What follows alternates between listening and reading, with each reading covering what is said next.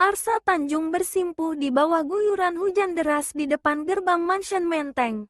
Tangannya gemetar mendekap sepasang sepatu bayi yang mungil. Aku mohon. Elara, jangan pergi. Maafkan aku. Rintinya dengan suara serak yang menyayat hati. Tanpa emosi sedikit pun. Elara Yulianto melemparkan surat cerai yang sudah basah kuyup tepat ke wajah pria yang dulu selalu mengabaikannya itu.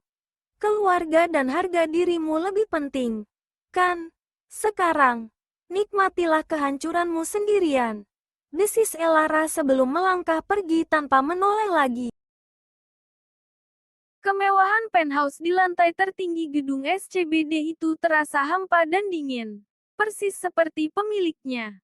Di balik dinding kaca yang menampilkan kerlip lampu Jakarta, Elara Yulianto menatap pantulan dirinya.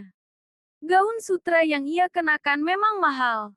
Tapi baginya, itu tak lebih dari seragam kerja. Statusnya sebagai istri Arsa Tanjung hanyalah sebuah transaksi bisnis di atas kertas bermeterai.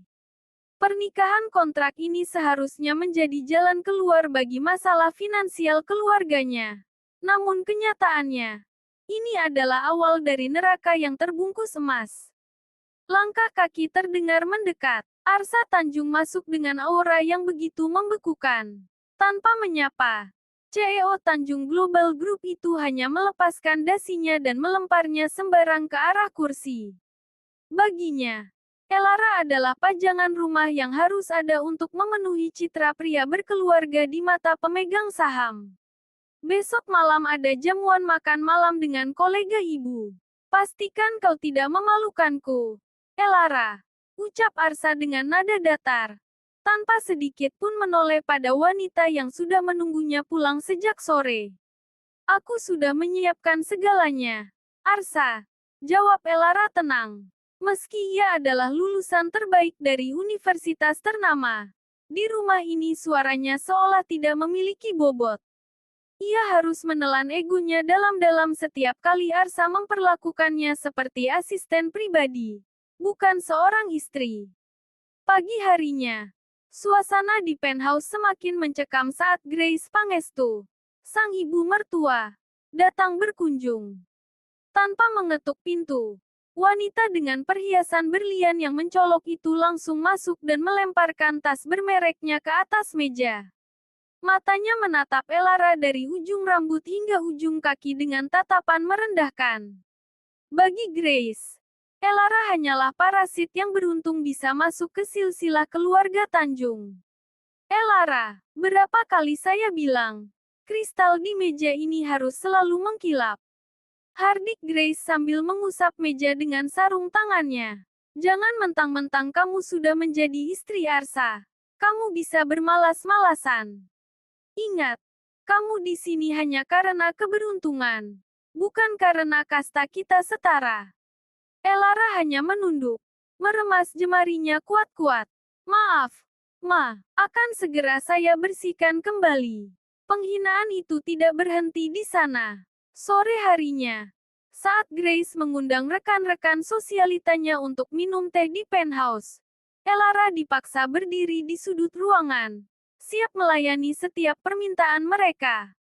Grace dengan sengaja memperkenalkan Elara bukan sebagai menantunya, melainkan sebagai asisten rumah tangga istimewa yang dipungut dari kalangan biasa.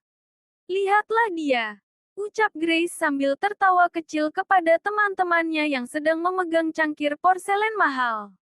Dia memang punya wajah lumayan, tapi tetap saja, darah rakyat jelata tidak bisa disembunyikan. Dia bahkan tidak tahu bedanya teh Earl Grey dan oolong kalau saya tidak mengajarinya. Para sosialita itu terkekeh, menatap Elara dengan pandangan kasihan yang menghina. Elara tetap berdiri tegak, meski hatinya terasa seperti tersayat sembilu. Ia mampu menghitung valuasi perusahaan dalam sekejap mata. Namun di sini, ia dipaksa untuk tidak tahu apa-apa.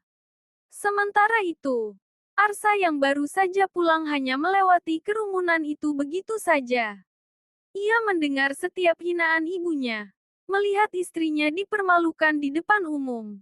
Namun ia tetap melangkah menuju ruang kerjanya tanpa sepatah kata pun untuk membela. Bagi Arsa, selama harga diri keluarga besarnya tidak tercoreng secara publik, penderitaan batin Elara bukanlah urusannya. Ia tidak sadar bahwa di balik ketenangan wajah Elara yang pucat, sedang tumbuh sebuah tekad yang kelak akan meruntuhkan seluruh kejayaan yang selama ini mereka banggakan. Elara menatap punggung Arsa yang menjauh, menyadari satu hal pahit. Di rumah semegah ini, ia benar-benar sendirian. Malam peresmian proyek terbaru di Hotel Mulia Senayan itu seharusnya menjadi puncak kejayaan bagi keluarga Tanjung. Ruang ballroom dipenuhi oleh aroma parfum mahal dan gemerlap lampu kristal yang memantul di gelas-gelas sampahnya. Namun bagi Elara, acara ini terasa seperti berjalan di atas paku. Ia berdiri dengan anggun di samping Arsa, mencoba menutupi rasa mual yang sejak pagi menyiksanya. Di balik gaun malamnya yang longgar, tersimpan sebuah rahasia kecil yang ia harap bisa menjadi jembatan untuk mencairkan gunung es dalam rumah tangganya. Sebuah janji kehidupan baru yang sedang tumbuh di rahimnya. Namun, kedamaian itu hanya bertahan sekejap. Di tengah keriuhan pesta, Grace Pangestu tiba-tiba memekik histeris, menarik perhatian seluruh tamu VIP dan jajaran direksi yang hadir. Wanita itu memegangi lehernya yang kosong. Wajahnya berubah pucat pasi yang dibuat-buat. Kalungku, kalung berlian warisan keluarga Tanjung hilang. Teriaknya dengan suara yang cukup nyaring untuk menghentikan musik orkestra. Arsa segera menghampiri ibunya dengan raut panik. Ada apa? Ma, tenang dulu. Grace menunjuk dengan jari gemetar ke arah tas kecil milik Elara yang tergeletak di atas meja. Hanya dia, Arsa, hanya Elara yang tadi masuk ke kamar riasku untuk mengantarkan air minum. Tidak ada orang lain yang berani mendekati perhiasanku. Elara tertegun. Jantungnya berdegup kencang. Ma, apa yang Mama bicarakan? Aku tidak menyentuh kalung itu sama sekali. Jangan bohong kamu. Perempuan miskin. Hardik Grace di depan tatapan ratusan pasang mata yang mulai berbisik sinis. Dengan gerakan kasar, Grace merampas tas Elara dan membalikkan isinya ke lantai. Di antara bedak dan ponsel, sebuah kalung berlian senilai miliaran rupiah jatuh berdentang di atas lantai marmer, berkilau di bawah lampu ballroom. Hening seketika menyergap ruangan itu. Elara mematung, menatap benda yang entah bagaimana bisa ada di dalam tasnya.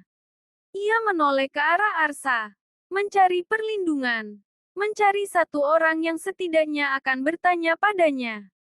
Namun, yang ia dapati hanyalah tatapan Arsa yang penuh dengan rasa jijik dan kemarahan yang meluap. Arsa, demi Tuhan, aku tidak tahu bagaimana itu bisa ada di sana. Ibu menjebakku.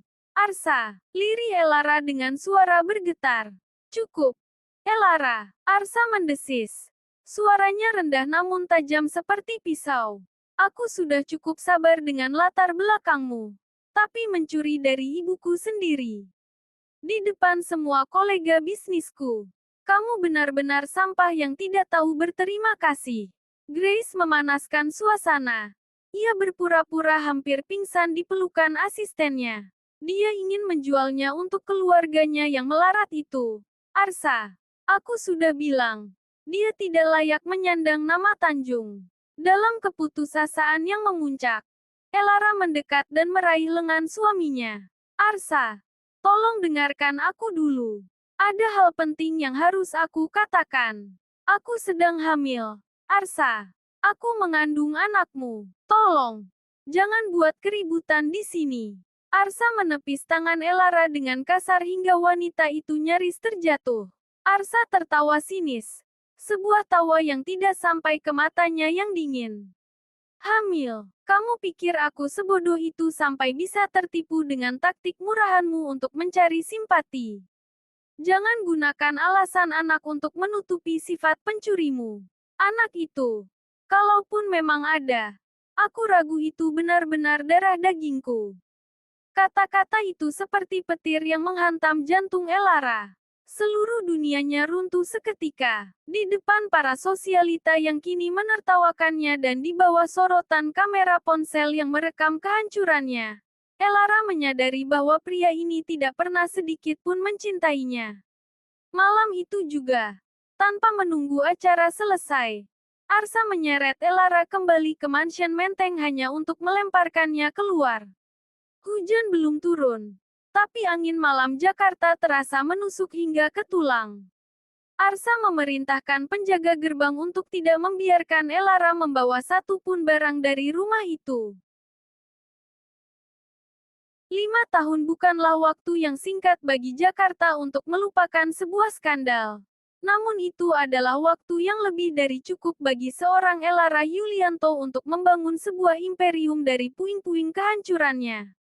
Di lantai tertinggi sebuah gedung pencakar langit di kawasan Mega Kuningan, suasana hening menyelimuti ruangan kantor yang didominasi marmer hitam dan kaca-kaca besar. Seorang wanita berdiri membelakangi pintu, menatap lurus ke arah cakrawala kota yang mulai senja. Elara Yulianto yang sekarang bukan lagi wanita yang bisa diusir dengan sekali bentakan. Mengenakan setelan blazer haute couture berwarna merah marun yang tajam.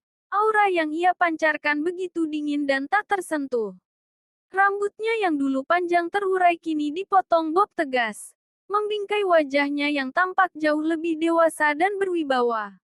Di tangannya, sebuah tablet menampilkan grafik saham yang memerah milik Tanjung Global Group. Pintu jati berukir itu terbuka perlahan. Randy, asisten pribadi setianya yang selama 5 tahun ini menemani Elara membangun bisnis di luar negeri, masuk dengan langkah tegap. Semua sudah siap. Chairman Elara, akuisisi lahan strategis di Pantai Indah Kapuk tahap ketiga telah selesai. Kita sekarang memegang kendali atas 60% aset properti di wilayah tersebut. Lapor Randy dengan nada hormat. Elara membalikkan tubuhnya perlahan. Sebuah senyum tipis yang tak sampai ke mata menghiasi bibirnya. Lalu, bagaimana dengan target utama kita? Bagaimana kabar keluarga Tanjung? Randy menyerahkan sebuah map dokumen berwarna biru. Seperti yang Anda prediksi, Arsa Tanjung mengambil langkah berisiko dengan meminjam dana dari Bank Internasional untuk menutupi kerugian proyek di Kalimantan yang kita sabotase bulan lalu. Sekarang, bunga hutang mereka sudah mencekik leher. Grace Pangestu bahkan mulai menjual beberapa koleksi perhiasan pribadinya untuk menjaga penampilan di depan para sosialita. Mendengar nama itu, tatapan Elara menajam. Ia teringat kembali pada malam di mana ia dituduh sebagai pencuri kalung. Malam di mana ia dibuang seperti sampah. Namun, tidak ada lagi rasa sakit di sana. Yang tersisa hanyalah kepuasan yang dingin. Elara berjalan menuju meja kerjanya yang luas. Jemarinya yang lentik mengetuk-ngetuk permukaan meja dengan ritme yang tenang namun mengancam. Biarkan mereka bernapas sedikit lagi, Randy. Aku ingin mereka merasa memiliki harapan. Sebelum aku menarik semua oksigen dari paru-paru perusahaan mereka. Ucap Elara dengan nada datar namun penuh penekanan. Pastikan semua vendor besar di Jakarta tahu bahwa bekerja sama dengan keluarga Tanjung berarti berhadapan dengan Yulianto Corp. Lobi kantor pusat Yulianto Corp di Mega Kuningan terlihat begitu megah dengan pilar-pilar marmer yang menjulang tinggi. Seolah sengaja dibangun untuk mengerdilkan siapapun yang berani melangkah masuk. Di sudut ruang tunggu yang sangat eksklusif, Arsa Tanjung duduk dengan gelisah. Kemeja mahalnya kini terasa sesak, sementara keringat dingin mulai membasahi pelipisnya. Di sampingnya, Grace Pangestu masih berusaha mempertahankan sisa-sisa martabatnya dengan memegang tas Hermes-nya erat-erat. Meskipun semua orang tahu bahwa itu adalah satu dari sedikit aset yang belum disita bank. Grace mengedarkan pandangan dengan sinis, mencoba menutupi rasa gugupnya.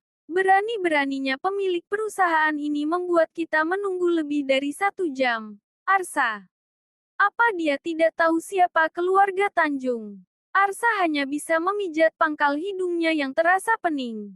Ma, tolong jaga sikap. Kita di sini untuk mengemis bantuan. Tanjung Global Group akan dinyatakan bangkrut dalam 48 jam jika Chairman Yulianto Kor tidak menyetujui pinjaman ini. Tolong, lupakan dulu kasta atau harga diri Mama. Sebelum Grace sempat membalas, pintu lift eksekutif terbuka. Randy keluar dengan ekspresi datar yang profesional. Ia mendekati ibu dan anak itu dengan langkah yang berwibawa. Tuan Arsa, Nyonya Grace, Chairman sudah bersedia menemui Anda. Silakan ikuti saya. Mereka dibawa menuju lantai paling atas. Sebuah ruangan kantor yang luasnya setara dengan rumah mewah. Saat pintu jati setinggi 3 meter itu terbuka, aroma kayu cendana yang mahal langsung menyambut mereka.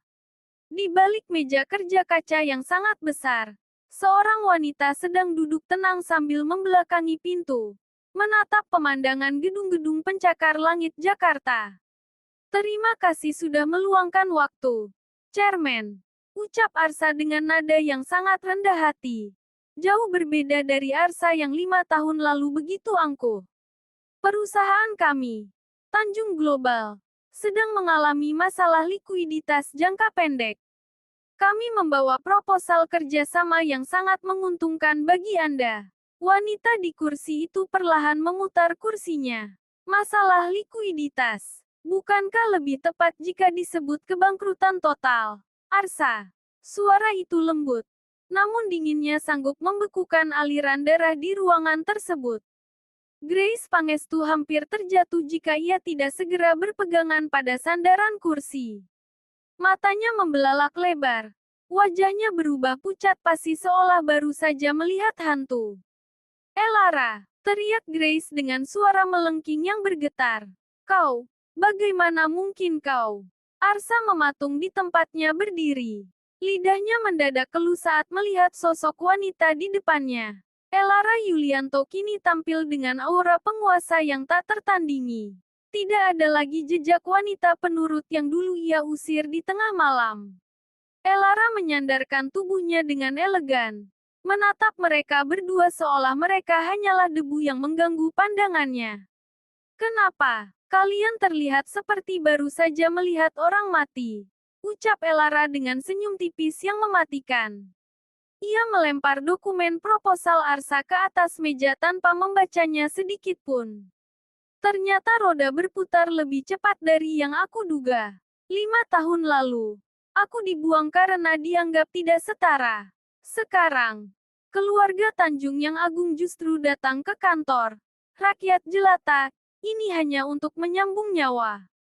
Arsa melangkah maju dengan gemetar. Elara, aku tidak tahu kalau itu kamu.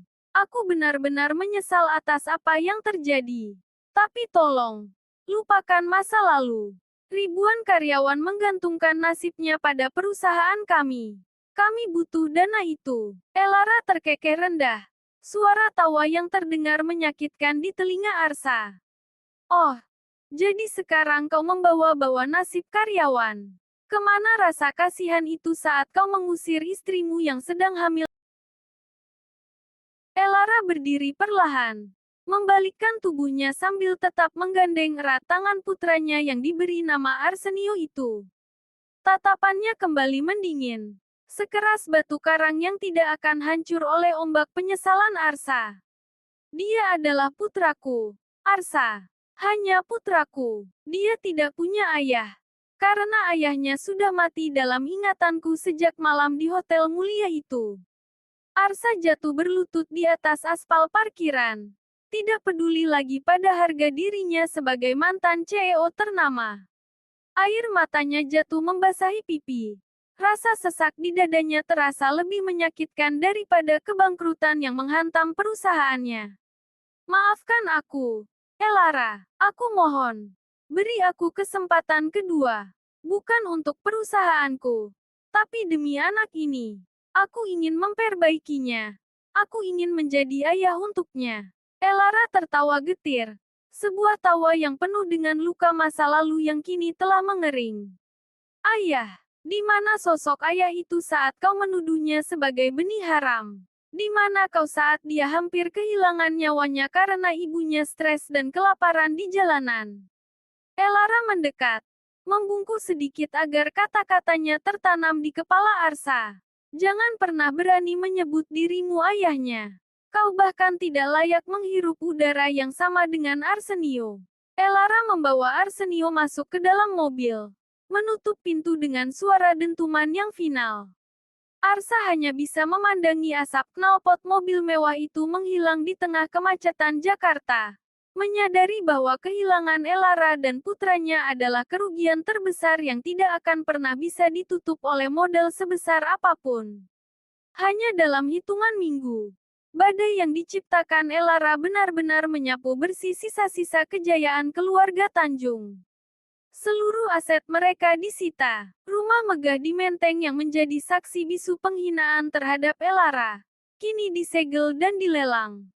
Grace Pangestu, wanita yang dulu hanya ingin memakai sutra terbaik, kini harus menyeret koper-kopernya yang sudah usang menuju sebuah rumah kontrakan sempit di gang gelap pinggiran Jakarta. Bau tumpukan sampah dan suara bising motor dari jalan sempit kini menjadi teman baru bagi Grace. Di dalam ruangan gerah berukuran 3 kali 4 meter itu, Grace duduk di atas kasur tipis sambil menatap satu-satunya foto masa kejayaan mereka yang tersisa. Tidak ada lagi pelayan, tidak ada lagi perhiasan berlian, dan tidak ada lagi rasa hormat dari para sosialita. Arsa, kenapa kita bisa berakhir seperti ini? Tangis Grace pecah di tengah kegelapan malam tanpa pendingin ruangan. Arsa yang kini bekerja sebagai buruh angkut di gudang pelabuhan hanya bisa terdiam di sudut ruangan, menatap langit-langit kontrakan yang bocor. Ia telah kehilangan segalanya, harta, martabat, dan yang paling menyakitkan, ia kehilangan satu-satunya wanita yang pernah mencintainya dengan tulus. Sementara itu, di sebuah taman atap gedung pencakar langit yang mewah, Elara berdiri sambil menyesap teh hangatnya. Di sampingnya, Arsenio sedang asyik bermain dengan mainan robot tercanggih, tertawa lepas tanpa beban. Elara menatap cakrawala Jakarta yang penuh dengan cahaya lampu, merasa damai dengan segala pencapaiannya. Dendamnya sudah tuntas, namun ia menyadari bahwa kebahagiaannya bukan berasal dari kejatuhan keluarga Tanjung, melainkan dari keberhasilannya untuk berdiri tegak di atas kakinya sendiri. Elara Yulianto tidak lagi menoleh ke belakang. Baginya, masa lalu yang kelam itu hanyalah sebuah bab lama dalam bukunya yang kini sudah ia tutup rapat. Kini, ia adalah penguasa bagi hidupnya sendiri. Sang bos besar yang tidak akan pernah lagi membiarkan siapapun menginjak harga dirinya. Di bawah langit Jakarta yang luas, Elara memulai hidup barunya yang gemilang.